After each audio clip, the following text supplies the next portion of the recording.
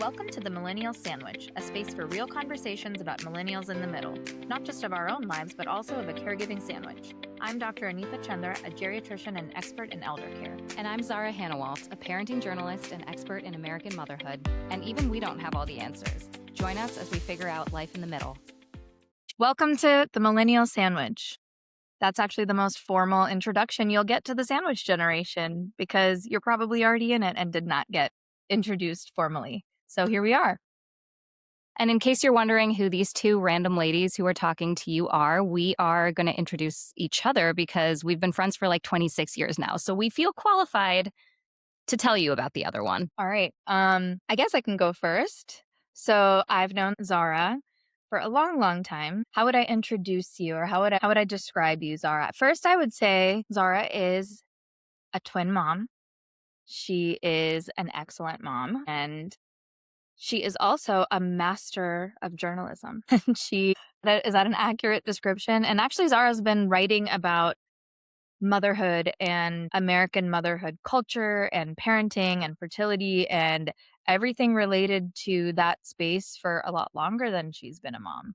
So yeah, she knows what she's talking about. And if you read any parenting article in a big magazine or online, I don't know if people read magazines anymore? I don't know. Online, if you've read articles, Zara probably wrote something you read. And Anita is a mom of a boy and a girl. She is an excellent mom as well and an excellent daughter. She is an eldest daughter, kind of the prototype. She is casually a doctor and also an event planner, which, if you've never heard anything more millennial than that, same. And she is an enthusiast of 90s TV, like I am as well. You would call yourself an extrovert, right? Yeah. She has a lot of friends. I do have a big social circle, but I do get drained a lot, we'll get into that. Yes. And yeah, she takes care of people professionally and personally in her real life as well. Yeah. It's funny that I didn't even mention the daughter part of it, which happens all the time, don't you think? We all talk about our motherhood and our careers or whatever we're doing, but don't really talk about the daughterhood of it all. And we're going to talk about daughtering a lot. So yes, actually our parents knew each other before we did. So we've been friends for 26 years, but we've known each other for, I don't need to say, a lot longer, since we were babies. Isn't it so weird that we've known each other for 26 years, but we're also only 26? It's so crazy. I don't know how that happened. We look the same. Well, actually, no, we don't look the same. We look better. Yeah, that's true. Us particularly, we definitely, you don't need to, I guess we can describe each other in middle school when we first met. I think some of the ways I would describe you, Zara, are still the same, but also so many things that would be different. Zara was a theater kid. That's how we met. Big surprise. We were both nerdy theater kids. And yeah, I think even as an 11-year-old, I remember you as, in the context, I mean, maybe that's true for like all of us. I remember you in the context of your parents and the way they just loved you. They obviously still love you, but that was like a big part of how I remember you, is like your parents are obsessed with you in the best way. Yeah, I think you can sum it up by just saying that the main character syndrome is really strong, thanks to my parents. But, and the other way too, you just loved your parents so much. We spent so much time in your house. And yeah, we had so much fun laughing together. We had a lot of sleepovers, watched movies like A Walk to Remember together. So really pivotal moments in our life. We watched a lot of American Idol. And yeah, I think like that kind of sums up my memory of you as I think you were a lot louder and more extroverted as a middle schooler than you are now. Would you say that's probably? Yeah, probably. I definitely think motherhood made me more introverted, which I think is like a lot of people can probably relate to. I hope you don't get in trouble for this, but my middle school memory of you is that you would bring like really dark red lipstick and powder in your backpack and like quickly put on your face. The blue limited to The eyeshadow. blue CoverGirl eyeshadow that every girl had in the 90s. And like that's such a part of being a 90s kid that I feel like is disappearing now is we were so awkward because we didn't have YouTube tutorials and we didn't have like skincare regimens and all the things that these girls have these days. And honestly, I would take how we grew up, I think. And I'm kind of sad that our daughters probably won't get to experience that. Yeah, there was a lot of, looking at magazines for what I was supposed to be doing with makeup, but I don't think anyone told me to put blue eyeshadow on my eyelids, and there was, like, a big I mean, I was not allowed to be doing that, so I would wash it off before going home every day. I had, like, a whole change of clothes too, and I, like, I'm we're both first generation Hmm. Indian women. And kid, I like went to school with a braid and I had to tell do you know how many times I told my mom that there was a lice check at school? Because I took my hair out, I came home without my like braid put up in a ribbon so many times. And she was like, "Oh wow, there must be like a real bad lice problem at the school." I don't know. Maybe that please tell me that's not just me. I just wanted to fit in and I didn't. I don't think either of us did for quite some We most certainly did not. And like I think that's like a very common woman of color experience too, right? Is like we grew up when these beauty standards were incredibly Eurocentric. They still are, but they were definitely a lot more when we were growing up. And so, like, we just didn't fit in. But I think the benefit of that is like your glow up comes in really, really hard and fast when yeah. you enter adulthood. So, we are reporting from the other side of that. Yes. And is would you say that your life, just at, like, late 30s, early 40s, did you envision it to look and feel like this? No.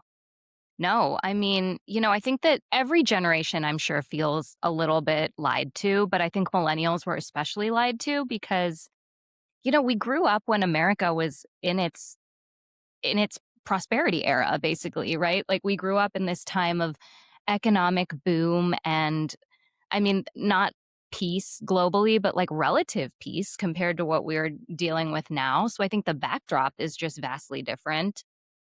And then, I mean, many of us didn't grow up seeing parents who were juggling multi generational care. And many of us are juggling multi generational care. The statistics about the sandwich generation are pretty clear, and we'll get into that down the line. But this is definitely a millennial issue that we are facing, where millennials are inheriting this world that is very, very rapidly changing and very unlike the one we grew up in. So yeah, I did not think that I would be thinking about talking to my children about death at the same time as I'm thinking about what someone is telling me on social media. It's like when people say like I didn't think that I would be dealing with wrinkles and acne at the same time, that's how I feel.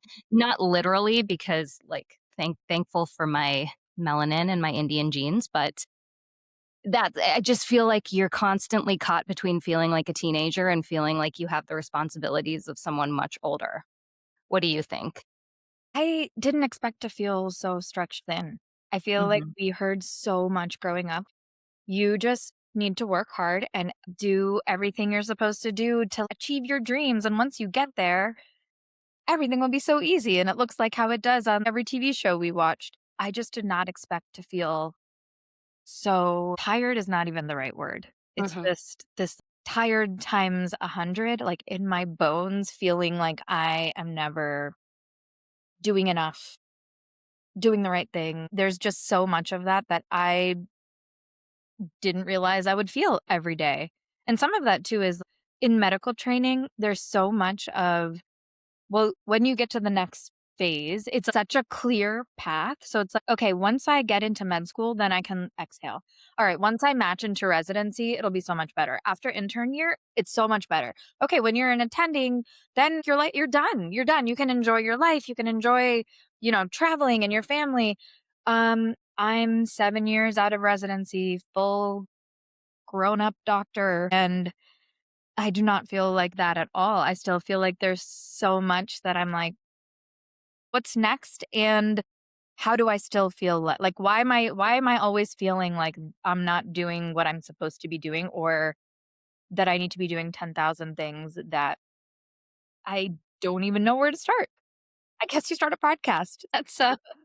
That's what we're gonna do. Yeah, and I mean, we both grew up with cardiologist dads, and then your mom was also a physician, is a physician. But I feel like the way our dads and your mom viewed work is like the perfect exemplification of growing up in the 90s versus being an adult right now is like they loved their work and they felt a lot of peace and they didn't have like this existential dread about waking up every day and going to work. Whereas I don't think I know a single millennial who doesn't have some of that. I'm gonna counter that a little bit because I think my dad, for example, definitely their whole generation, at least in medicine, it was all about how to get to the top in terms of being the most productive. Yeah. Definitely different than I think how we view a successful life and career. The concept of work life balance just was not. I'm a geriatrician. We do not make a lot of money in terms of the medical spectrum of specialties. Nobody goes into geriatrics to make money. So even explaining to my parents that I wanted to do geriatrics because it made me happy and I was fulfilled and am fulfilled by my patients and the difference I'm making in their lives and their children's lives. It all went back to like, what about the money? How will you show that you're successful? And my dad, I guess my dad is my ride or die. He chose die. Maybe that's a little too dark for the first episode, but that's uh, my dad died suddenly at 65. He was still working as a cardiologist, but he was like, I'm not ready to retire because I want to pay Mhm. for this. And I think I could make this much money in this many years and then we can enjoy our life. Well, no, it's not. That's not how it works. Unfortunately, I think that I had been trying to explain that concept to him. Like, why don't you just enjoy your life now? Now, as a, like, that is so different than how we Yeah. talk about what it means to be successful. That's really interesting because my dad was like, I think my dad would have worked for free. He just absolutely loved it. And that was like his identity was being a doctor. I think there's also a difference too because my mom was a stay at home mom. So I think there was just like a different sort of compartmentalization in my household. But yeah, like I don't know if people had this kind of like, am I doing the right thing feeling Yeah. every single day that we Certainly millennials not with feel. parenting. Like, Yeah. that 100% was not a thing the way it is. We have so much to say about this, but Yeah. the way we talk about parenting in terms of the fact that we know different parenting styles and terms and the way we talk to our children, the fact that we talk to our children is new. It's just new. It's not that there's like so many different ways that we're putting pressure on ourselves that didn't exist. So, yeah, it's not at all how Yeah. this would feel like. My mom actually just a few days ago was telling me, you guys are so lucky because when we were parenting, we didn't have the internet and we didn't have all this information and we didn't have anywhere to turn. And you guys have so much of that. And I never want to invalidate that experience because I'm sure that was really hard in a way. But also, I think what people don't understand is it's incredibly hard to have this much information and to parent with this many voices coming at you, especially with the delivery of information on social media. It's incredibly, incredibly emotionally and mentally draining to be thinking about how you parent 24/7. Obviously, my lens is a little bit different because I do this professionally too, but I feel like there is not a single point in my day where I'm not thinking about care work either for my Yeah. kids or for my and I'm And sh it's impossible to not compare with everything that's just being thrown in our faces. It's funny that your mom said it that way because it's not that. I mean, I feel like my mom has a really large social circle and Mhm, her family, but they made a choice to not talk to each other about what actually was going on and what it might have felt like. So maybe that's part of it too. We mhm. really value friendship and maybe this is only true for certain subsets of that generation, particularly, immigrants. And I don't know. I can't speak to all of that, but I know that my mom definitely was not sharing how difficult things may or may not have been for her or issues she was having with us or our like that didn't leave our house. I don't think I would let my mom listen to this still because she would be like, why are you saying this out loud to the world? She's definitely blocked from this podcast. Yeah, I mean, yeah, there was definitely, especially around, motherhood, fertility, all of those topics, there was definitely this like veil that millennial women really took down. We are the ones who put conversations about like postpartum depression and miscarriage and infertility and all of these TMI taboo topics on the table, which, I don't think we get enough credit for personally. Because millennial women, I think, have like really moved the needle around parenting and women's health. And that's part of the impetus here, right? Like, we are millennial women who talk about everything, even the stuff we're not supposed to talk about. And so now I think we want to take the conversation to the place that people haven't really gotten into yet, which is this conversation about being in the sandwich generation and being a caregiver to your kids and also to your parents at the same time, and how that is not uniquely a millennial struggle, but it's more of a millennial issue for so many reasons, right? Like, we had kids later in life, so many of us had older parents. And people are living longer. People are living longer. A lot of our parents, haven't been able to retire the way their parents were able to and help out with kids, which affects how we parent as well. And the village and has really kind of crumbled for a lot of people. Take a step back and say, so what is the sandwich generation? What does that mean? So like there's a lot of us who are in this sandwich. And what does that actually mean? So the sandwich generation, by definition, and there's varying definitions, but I think the most sort of like concrete definition is that you are raising children while also having a parent over age 65.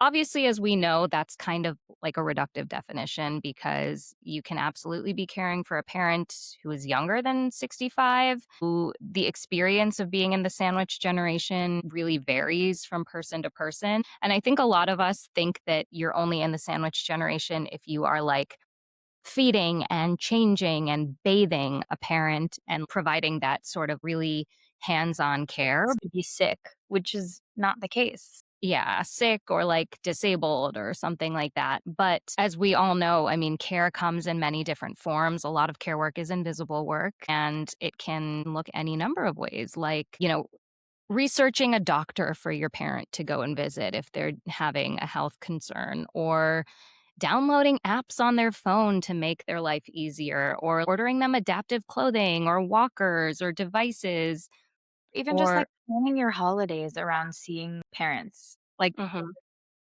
that's something I mean, there's so much conversation around the mental load of motherhood, but mhm, no one's really talking about the mental load of daughterhood also. We talk about it with motherhood, with our partners, but there is so much that if you have a relationship with your parent, or even if you don't, even if you are grieving a parent, you're still very much a daughter. Even if that doesn't have anywhere to go, or even if you're not even living in the same city, there's so much care work that people don't count as care work that is undoubtedly taking a toll on your brain, your body, how you live your life.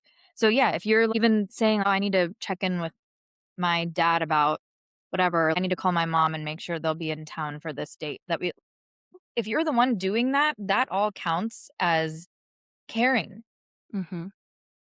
Yeah, and I think we have seen a lot of this narrative of like, I don't want my kids to feel like they need to care for me. And it's like, okay, but do you want your kids to care about you? Because if they care about you, they will probably care for you in some capacity, even if it's not caring for you when you can't feed yourself Right. or I think we posted on one of our socials, we posted something about, we were talking about caring and aging parents and how our children might show up for us when we're older. And there was a comment that was like, well, I don't want my kids to be burdened with caring for me. I just want them to find me a nice assisted living facility.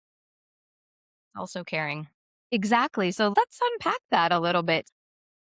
I hear that you don't want to burden your children. So we're already kind of framing love, familial love and parental love and care as a burden, which maybe we need to unpack that in ourselves a little bit. And care as we get older to mean things that would require assisted living. So we're thinking medications or not being able to get around or meals or things like that. But I responded to that saying, I mean, as a geriatrician, a big piece of my everyday work is even more than talking to my patients, it's talking to their loved ones who are caring for them. And a big, very high cognitive task is finding a nice assisted living facility. That's not Yeah. nothing.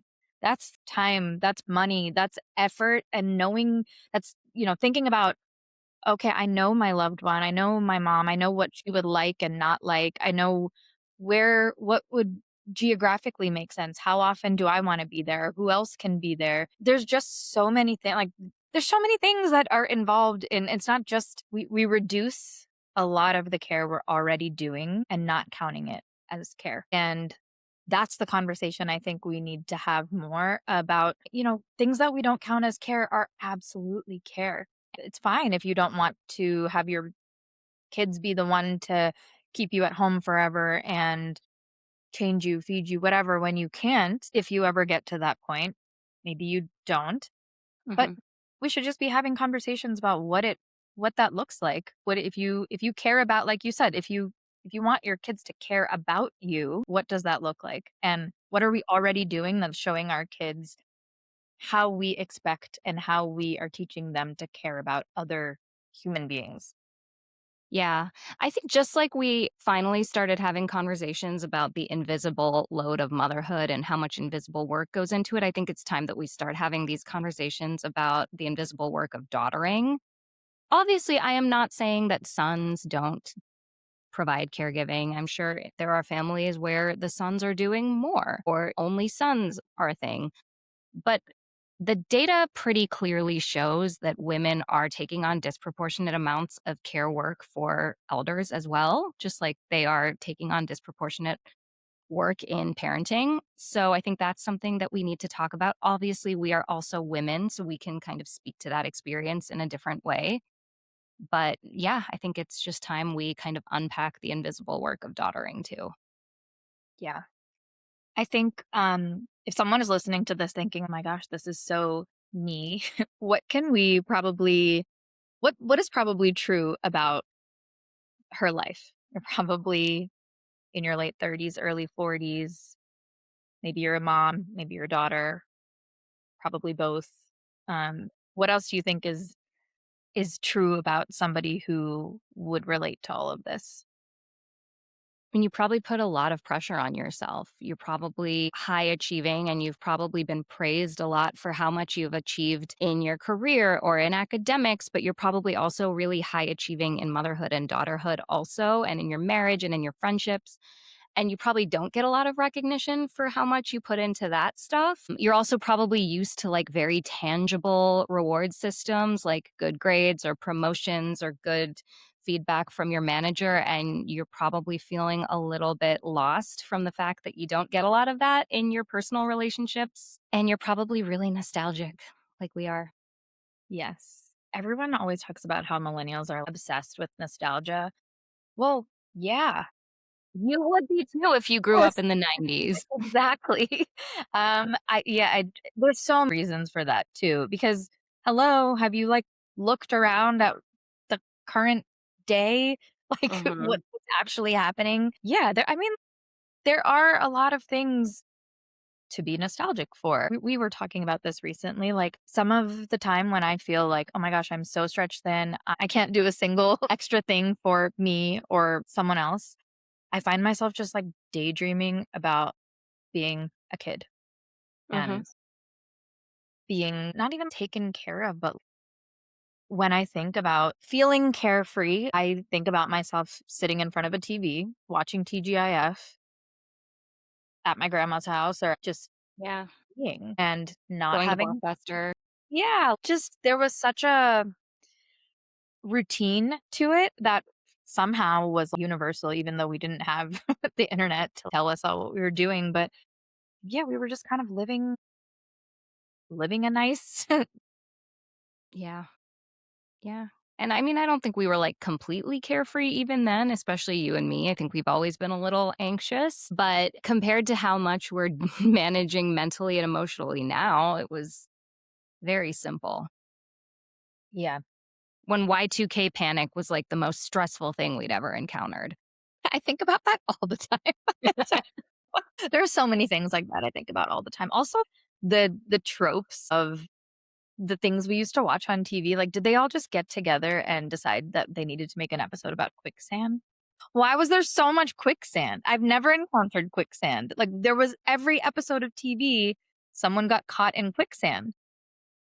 It was like it was quicksand, it was like getting hooked on benign drug like a caffeine pill.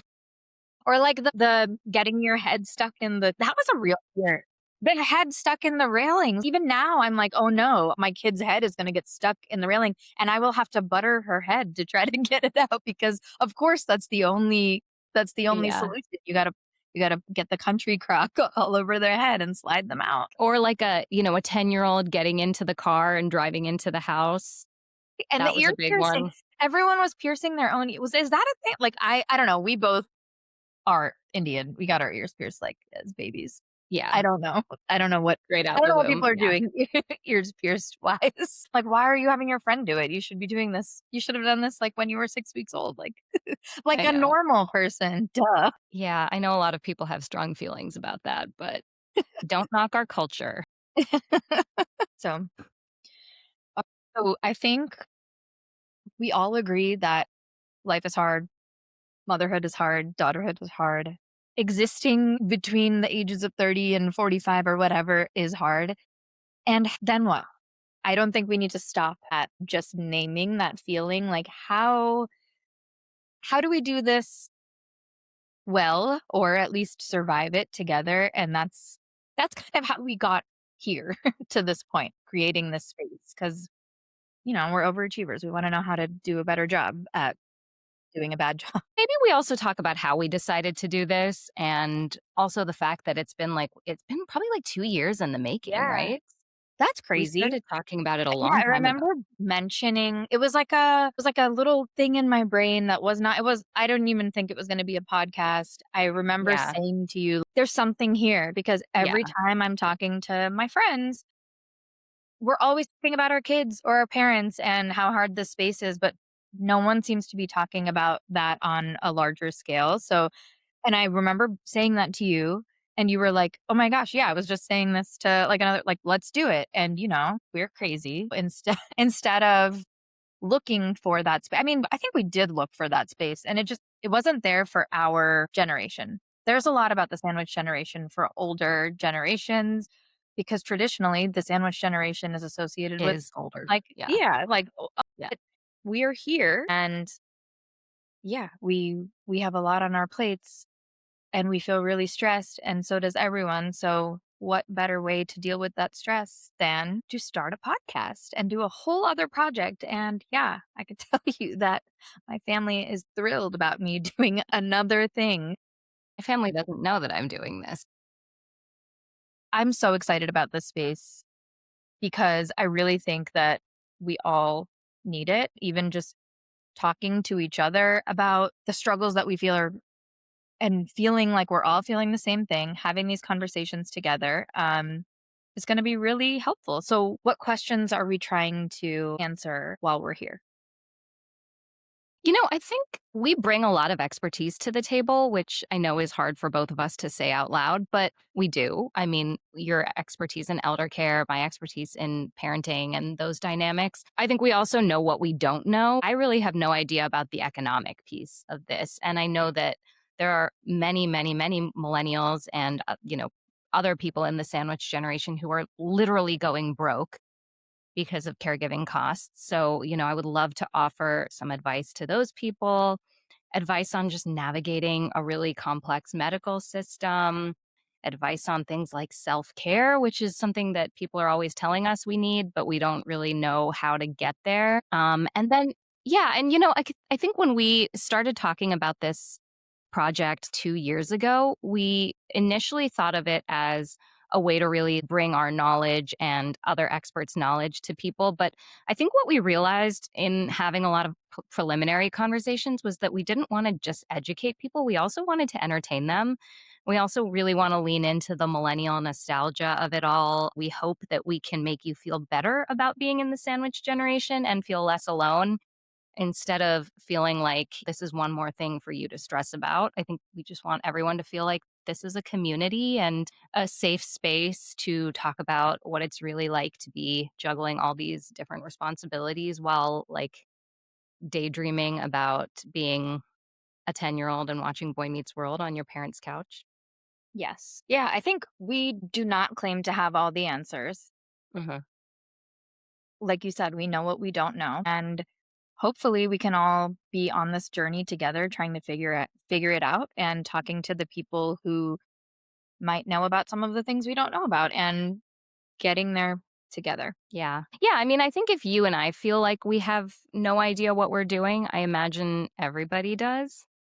So hopefully we can all find the answers together and also just laugh and be nostalgic and just be girls, We're just girls together. Literally just girls. All right. So let's not to make it sound totally overwhelming and a dark space. What's something that has gotten better for you lately? What's something you've learned to let go of that has made your life easier?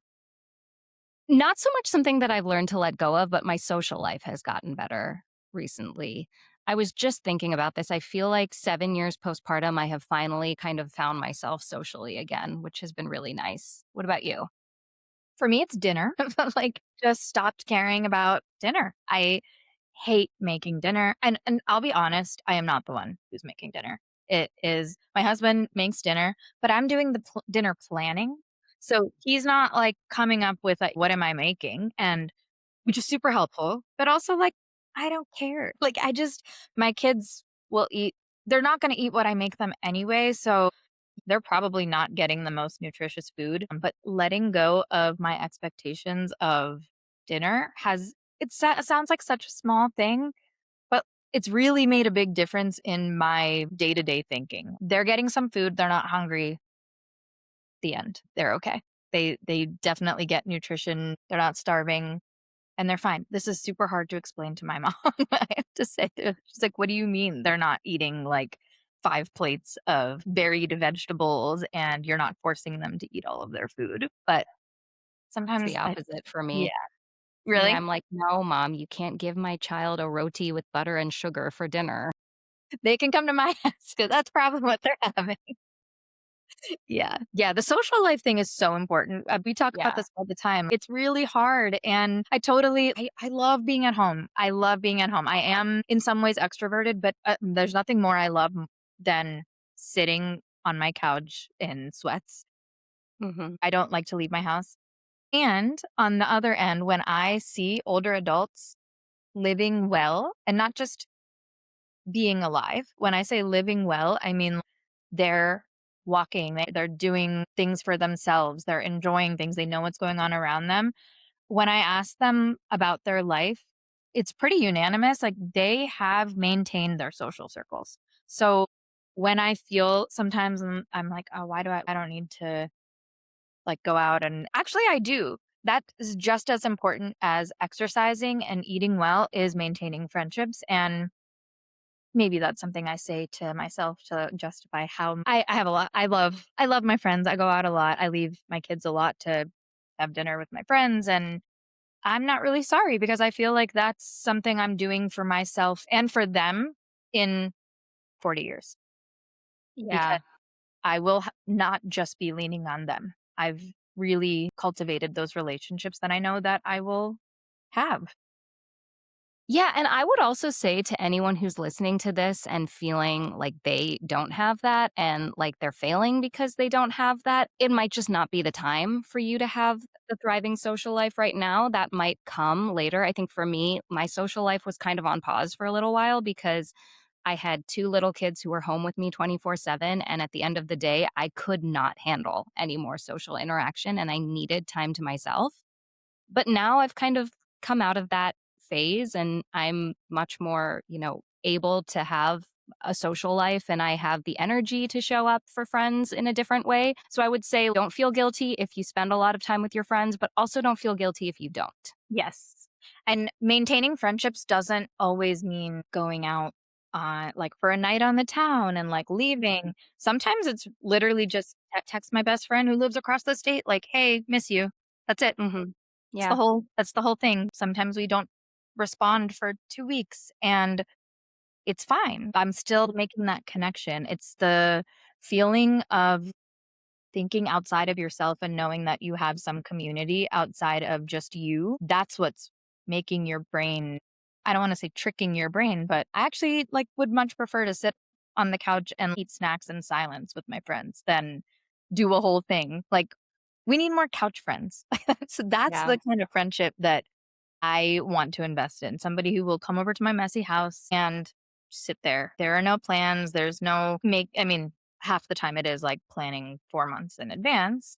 Yeah. Because even for this, we've Life, had to yeah. reschedule this several times because of either a kid or a parent Mm. needing something. That's just how it is. And that's It's fine. how it is, yeah. And I think we have to have grace for each other too, you know? As much as I really don't like the cancel plans culture where people are like, "I love it when someone cancels plans." Life happens, and I think we have to be respectful of each other's time, but also, like, give people grace because sometimes there truly is nothing that can be done, and you just have to reschedule. Yes. And also, all of us who say that we love canceling plans, be honest with yourself. When a plan is canceled, what do? You probably fill it in with something on your to-do list or Mhm. something else that you should be no, I really don't believe that, especially if you're an eldest daughter. You're not just like, "Oh, I have nothing to do now, so I'm gonna do nothing." We just don't do Yeah. that. As we mentioned, millennials are hopelessly nostalgic. We are all obsessed with the pop culture that we grew up with. So we thought it would be fun to end this episode with a little game, rapid fire, if you will, featuring our favorite nostalgic TV characters. All right, a little rapid fire TV nostalgia. Okay. What nostalgic TV character would you add to your group chat? Lizzie McGuire, hands down. A good one. I had Ashley from Fresh Prince. Which TV mom would you trust to babysit your kids? Ooh, Harriet from Family Matters. How about you? I think I would say Amy Matthews. What TV dad would you trust to call in a crisis? Danny Tanner, because he would take care of business and he would clean it up too. And then he would, like, leave us with some inspirational words. What about you? I would choose Alan Matthews, especially if I joined a cult. He would be there. He would be there to save me. Which nostalgic TV character is probably crushing it as a mom in millennial mom culture? Stephanie Shanner. How about Yeah, you? I would say Monica Geller. And Honestly, like, the most unrealistic thing about Friends is the fact that Monica was not the eldest. yeah, it doesn't make any sense. Add that to IMDb. Inconsistency. What about as a dad? Who would be crushing it as a dad? Eric Eric Matthews. Matthews. Yeah. All right. So we hope you had fun with us for this first episode. Some of our episodes are going to feel heavier than others. We're going to try to keep it light and entertaining, but you know, this is hard and it might not always feel super light and funny, but we're glad you're here and hopefully we can learn and grow together. Yeah, and let us know if you guys like the rapid fire at the end. Maybe that's a way for us to leave you on a happier note after talking about some really hard things. So, thank you guys for tuning in. We hope you enjoyed. Give us any feedback you have. We're all in this together, so we are open to hearing from you guys. And yeah, thank you. All right. See you next time.